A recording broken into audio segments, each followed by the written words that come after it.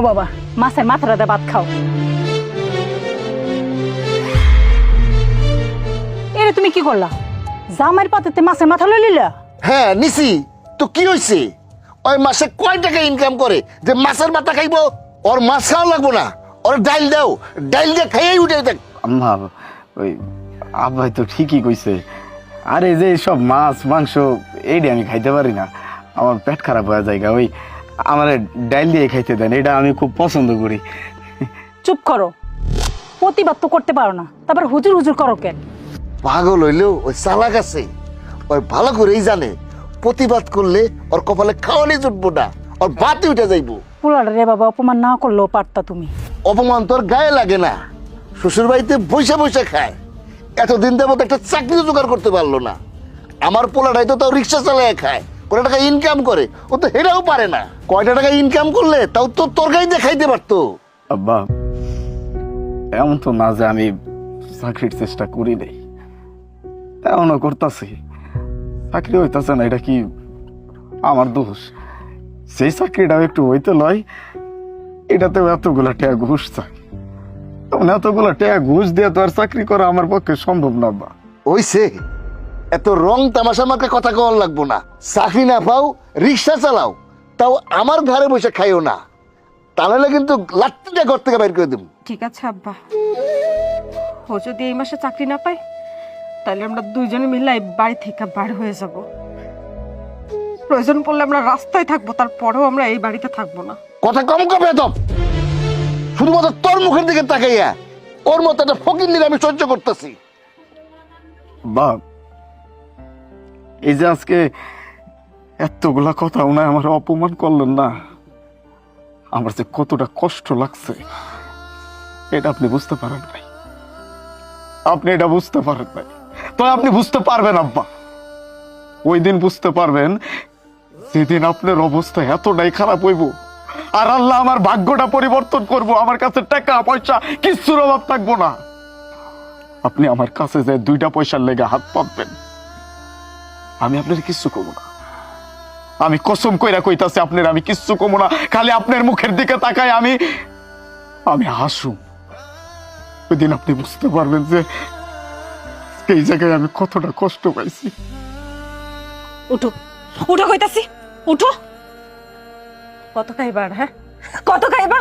শ্বশুর বাড়িতে প্রত্যেকটা দিন বয়া বয়া খাও, তোমার লজ্জা লাগে না? প্রত্যেকটা দিন সবাই মিলে অপমান অপদস্থ কইরা যায়, আর তুমি চুপচাপ সব কিছু সহ্য করে লাও।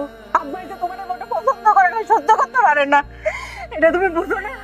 নিজে তো কোনো প্রতিবাদ করতে পারো না, আমি কিছু কইতে গেলে আমারও আটকায় রাখো। তুমি শ্বশুর বাড়ি থেকে এত পরিমাণ খাইয়া ফেলাইছো, তোমার শ্বশুর এখন তোমার মাতে ভাত দেখলেও লজ্জা পায়, ভাত দিতে লজ্জা পায়।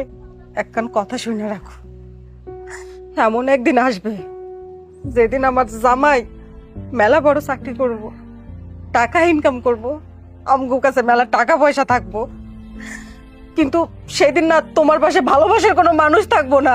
আর ওই মরার সময় যে পানিটা লাগে না, ওই পানিটা আবার জামাই ছাড়া দেওয়ার মতো কেউ থাকবো না। কিন্তু আমি আমার জামাইর ওই পানিটাও দিতে দিব না, আমি ওরে আটকায় রাখবো। এই চলার কতক্ষণ দাঁড়ায় দাঁড়ায় অপমান সহ্য করবা? আসো। মনি, মা যাইস না। কই যাবি মা? আর কি খাবি? তোর কাছে তো চায় না, পয়সাও নাই। কই যাব, কই থাকবো, কি খাবো? রিজিকের মালিক আল্লাহ মা। হ্যাঁ খাওয়াইলে ঠিকই খাইয়া বাইসা থাকবো, দরকার হইলে রাস্তাঘাটে কুত্তার মতো মইরা যাবো, কিন্তু তারপরেও এই বাড়িতে আর কোনোদিনও আসবো না। আসো। মনি শোন মনি,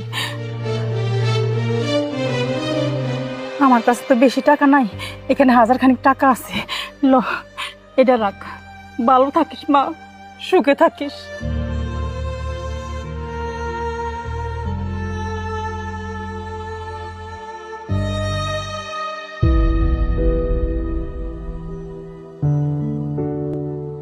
মা, বাবা আলিফ, মা, বাবা।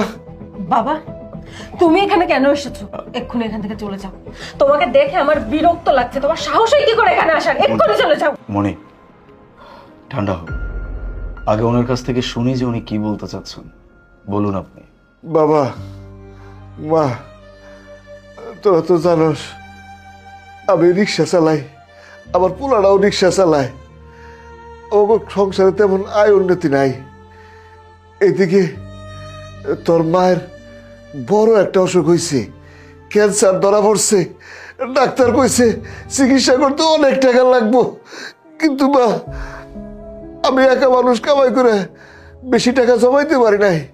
আমার কাছে আরো অল্প কিছু টাকা আছে, আরো অনেক টাকা লাগবো।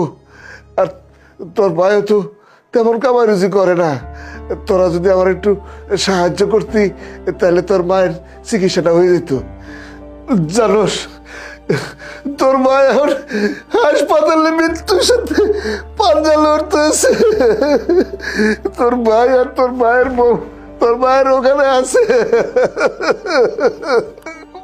মানে বাবা আলিফ, তোমার শাশুড়িরে বাঁচাও।